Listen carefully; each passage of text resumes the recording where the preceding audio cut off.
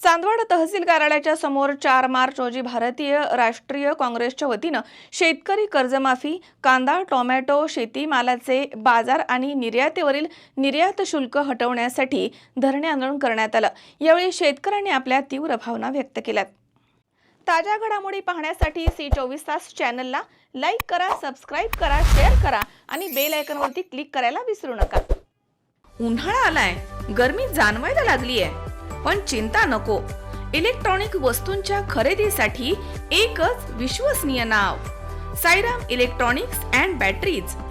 आम्ही घेऊन आलोय कडक उन्हाळ्यातील थंडा कूल इलेक्ट्रॉनिक वस्तूंची नवीन रेंज, जी तुम्हाला आणि तुमच्या घराला ठेवेल कडक उन्हाळ्यातही एकदम थंडा कूल। नामांकित कंपन्यांचे डीप फ्रीज, तसेच फ्रीज, एसी, कूलर, फॅन्स सोबतच नवनवीन इलेक्ट्रॉनिक वस्तूंची अनोखी रेंज आणि नामांकित कंपन्यांचे इन्व्हर्टर आणि batteries. Sairam electronics and batteries, खरेदी विक्री संघ, व्यापारी संकुल, नगर मनमाड रोड, राहुरी। चांदवड तहसील कार्यालयाच्या समोर 4 मार्च रोजी भारतीय राष्ट्रीय काँग्रेसच्या वतीनं शेतकरी कर्जमाफी, कांदा, टोमॅटो, शेतीमालाचे बाजार आणि निर्यातीवरील निर्यात शुल्क हटवण्यासाठी धरणे आंदोलन नाशिक जिल्हा काँग्रेस कमिटीचे जिल्हा अध्यक्ष माजी आमदार शिरीष कुमार कोतवाल आणि तालुका अध्यक्ष संपतराव वक्ते तसेच भारतीय राष्ट्रीय काँग्रेसचे शहराध्यक्ष नंदकुमार भागवतराव कोतवाल यांच्या नेतृत्वाखाली संपन्न झाले। यावेळी तहसीलदार मंदार कुलकर्णी यांना निवेदन देण्यात आलं।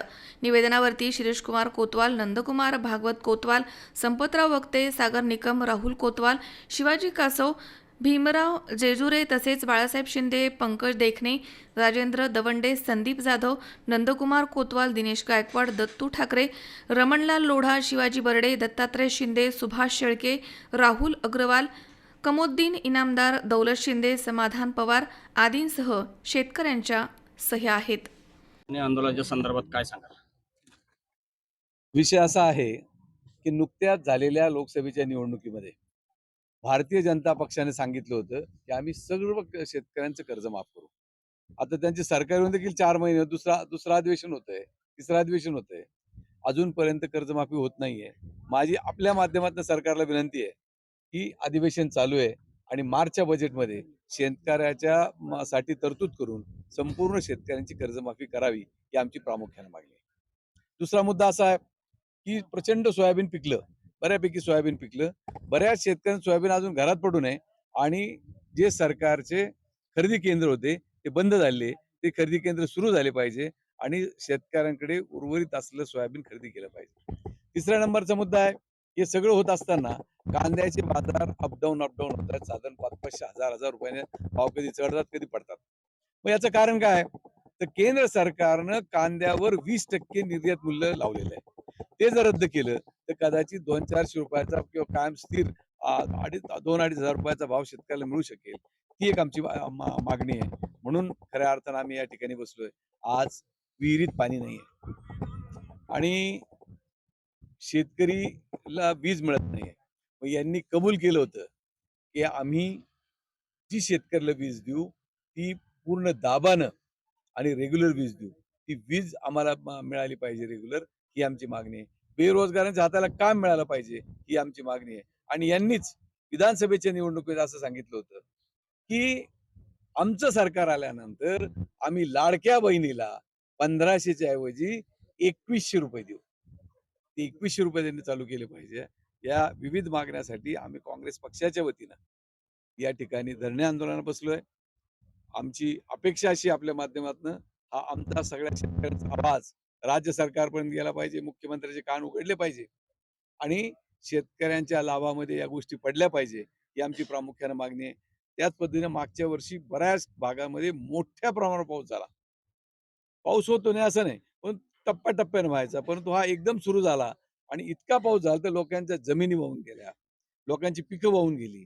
त्यांना देखील नुकसान भरपाई मिळाली पाहिजे, विम्याचे पैसे त्यांना मिळाले पाहिजे आणि त्याला शेतकऱ्याला स्थिरता येण्यासाठी मदत केली पाहिजे, या आमच्या प्रामुख्याने मागण्या नाहीये। माझी आपल्या माध्यमातून सरकारला विनंती आहे ती अधिवेशन चालू आहे आणि मार्चच्या बजेटमध्ये शेतकऱ्याच्या साठी तरतूद करून संपूर्ण शेतकऱ्यांची कर्जमाफी करावी ही आमची प्रामुख्याने मागणी आहे. दुसरा मुद्दा असा आहे की प्रचंड सोयाबीन पिकलं, बऱ्यापैकी सोयाबीन पिकलं, बऱ्याच शेतकऱ्यांनी सोयाबीन अजून घरात पडू नये आणि जे सरकारचे खरेदी केंद्र होते ते बंद झाले, ते खरेदी केंद्र सुरू झाले पाहिजे आणि शेतकऱ्यांकडे उर्वरित असलेलं सोयाबीन खरेदी केलं पाहिजे. तिसऱ्या नंबरचा मुद्दा आहे, हे सगळं होत असताना कांद्याचे बाजार अपडाऊन होत आहेत. साधारण 500-1000 रुपयाने भाव कधी चढतात कधी पडतात. मग याचं कारण काय तर केंद्र सरकारनं कांद्यावर 20% निर्यात मूल्य लावलेलं आहे. ते जर रद्द केलं तर कदाचित 200-400 रुपयाचा किंवा कायम स्थिर 2-2.5 हजार रुपयाचा भाव शेतकऱ्याला मिळू शकेल. ती एक आमची मागणी आहे. म्हणून खऱ्या अर्थानं आम्ही या ठिकाणी बसलोय. आज विहिरीत पाणी नाही आणि शेतकरीला वीज मिळत नाही. मग यांनी कबूल केलं होतं की आम्ही जी शेतकऱ्याला वीज देऊ ती पूर्ण दाबानं आणि रेग्युलर वीज देऊ. ती वीज आम्हाला मिळाली पाहिजे रेग्युलर, ही आमची मागणी आहे. बेरोजगारांच्या हाताला काम मिळालं पाहिजे ही आमची मागणी आहे. आणि यांनीच विधानसभेच्या निवडणुकीत असं सांगितलं होतं की आमचं सरकार आल्यानंतर आम्ही लाडक्या बहिणीला 1500च्या ऐवजी 2100 रुपये देऊ. ते 2100 रुपये त्यांनी चालू केले पाहिजे. या विविध मागण्यासाठी आम्ही काँग्रेस पक्षाच्या वतीनं या ठिकाणी धरणे आंदोलनात बसलोय. आमची अपेक्षा अशी आपल्या माध्यमातून हा आमचा सगळ्या शेतकऱ्यांचा आवाज राज्य सरकारपर्यंत गेला पाहिजे, मुख्यमंत्र्यांचे कान उघडले पाहिजे आणि शेतकऱ्यांच्या लाभामध्ये या गोष्टी पडल्या पाहिजे ही आमची प्रामुख्यानं मागणी आहे. त्याच पद्धतीने मागच्या वर्षी बऱ्याच भागामध्ये मोठ्या प्रमाणावर पाऊस झाला. पाऊस होतो नाही असं नाही, पण टप्प्याटप्प्यानं व्हायचा, परंतु हा एकदम सुरू झाला आणि इतका पाऊस झाला तर लोकांच्या जमिनी वाहून गेल्या, लोकांची पिकं वाहून गेली. त्यांना देखील नुकसान भरपाई मिळाली पाहिजे, विम्याचे पैसे त्यांना मिळाले पाहिजे आणि त्याला शेतकऱ्याला स्थिरता येण्यासाठी मदत केली पाहिजे. या आमच्या प्रामुख्यानं मागण्या. महाराष्ट्र शासनाच्या कामकाजाबद्दल एक निषेध म्हणलं तरी काही वाईट ठरणार नाही. त्यांनी जे निवडणुकीच्या दरम्यान जे आश्वासनं दिली होती, कांद्याचं निर्यात शुल्क असेल, शेतकऱ्यांची कर्जमाफी, वीज पुरवठा सुरळीत 24 घंटे वीज पुरवठा देऊ आणि कुठल्याही प्रकारचं म्हणजे महिलांना जे लाडक्या बहिणीला सुद्धा 2100 रुपये देऊ, असे सर्व निवडणुकीपुरते त्यांनी खूप मोठी आश्वासनाची खैरात केली. आणि जर आत्ता पाहिलं तर कोणतीही गोष्ट जर पाहिली तर त्याचा तर अंमलबजावणी होतच नाही, परंतु त्याच्या उलटच काम आज खऱ्या अर्थानं महाराष्ट्र शासनाचं चालू आहे.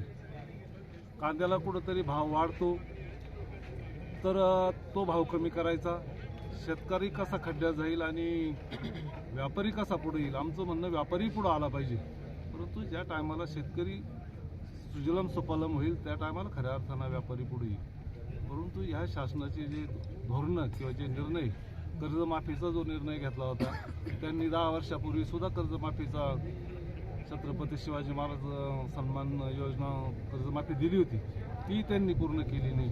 आणि आत्तासुद्धा ह्या इलेक्शनला त्यांनी कर्जमाफीचं जे गाजर दाखवलं आपण असंच म्हणतो, तर ते सुद्धा ते पूर्ण करीत नाही.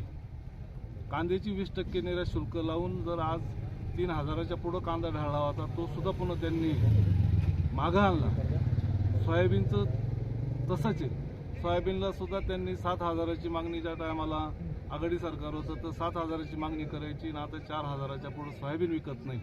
म्हणजे येणारा खर्च, होणारा खर्च, द्राक्षासारखं सुद्धा उत्पन्न आज बांगलादेशाला इकडं पाठवायचं ठरलं तर 1000 2-2 हजार रुपये कॅरेटला नुसतं निर्यात शुल्क जातं. म्हणजे जर निर्यात शुल्क आणि एवढंच जर शेतकरी जर भरत राहिला तर शेतकऱ्याला मागं काही राहत नाही. यासाठी ह्या शासनानं कुठले तरी निर्णय घेतले पाहिजे, शेतकऱ्यांच्या हिताचे निर्णय घेतले पाहिजे. ह्या दृष्टीनं खऱ्या अर्थानं आम्ही आज आपले काँग्रेसचे प्रदेशाध्यक्ष सपकाळ साहेब यांच्या आदेशानुसार माननीय श्री भाऊ कोतवाल यांच्या नेतृत्वाखाली आज आम्ही इथं धरणे आंदोलन, या सरकारला जाग आली पाहिजे यासाठी आम्ही सर्वजण इथं धरणे आंदोलन करण्याचा निर्णय घेतला आहे. जोपर्यंत आता शासन काय निर्णय घेईल आणि आपण आपल्यामार्फत काय आता ते कसे दखल घेतील परंतु आपण सुद्धा चांगल्या प्रकारची दखल घेऊन शेतकऱ्याला न्याय मिळाला पाहिजे ह्या दृष्टीनं आपण शासनापर्यंत आमची या मागण्या पोहोचवाव्या. लाडक्या बहिणीचा जर विचार केला तर त्यांनी 2100 रुपये दिले, हा तर भाग वेगळा आहे. निवडणुकीपुरते त्यांनी त्या टायमाला 80-90% महिलांना 90% महिलांना त्यांनी पैसे दिले होते. परंतु आता त्याच्यामध्ये कात्री लावून साधारण 5-25% महिलांना फक्त पैसे मिळतात आणि ते सुद्धा मला वाटतं यदा कदाचित हे शासन जर राहिलं, जे EVM शासन जर राहिलं तर हे सर्व बंद होतील. तर हे बंद न होता महिलांना सुद्धा खऱ्या अर्थानं 100% महिलांना 2100 रुपये जर त्यांनी घोषणा केलेली निदान ती तरी त्यांनी द्यावा अशी आमची ही मागणी. त्यासाठी खऱ्या अर्थानं आम्ही आज हे धरणे आंदोलन करीत आहे. शेतकऱ्यांना राज्य सरकारने आपल्या इलेक्शनच्या वेळेस सगळ्या शेतकऱ्यांना एक आश्वासन दिलं होतं की आमचं सरकार आल्यानंतर आम्ही संपूर्ण कर्जमाफी देऊ, लाडक्या बहिणींना 2100 रुपये देऊ. तर ती कोणतंही आश्वासन पूर्ण झालेलं नाही. त्यासाठी आम्ही युवक काँग्रेसतर्फे आज हे आंदोलन आमचे जिल्हा अध्यक्ष माननीय माजी आमदार शिरीष भाऊ कोतवाल यांच्या अध्यक्षतेखाली करत आहोत आम्ही चांदवड येथे. संजय जाधव, C24 तास, चांदवड, नाशिक. उद्या बस्ता खरेदीला जायचंय आणि तुम्ही दोघांनीही यायचंय. काहीही कारण चालणार नाही. आपल्या भाचीचं लग्न आहे, आपण येणारच ना? हा? हो हो, भेटू आपण. बघितलं सगळ्यांना किती आनंद झालाय तुझ्या लग्नाचा ऐकून. हो ग, पण मला एक सांग, उद्या आपण बस्ता खरेदीला कुठे चाललोय हे तर तू कुणालाच नाही सांगितलंस. सांगायची गरजच काय? पिढ्यानपिढ्यांची परंपरा आहे ही. लहानांपासून थोरांपर्यंत सगळ्यांना ठाऊक आहे, बस्ता खरेदी म्हणजे कोहिनूर.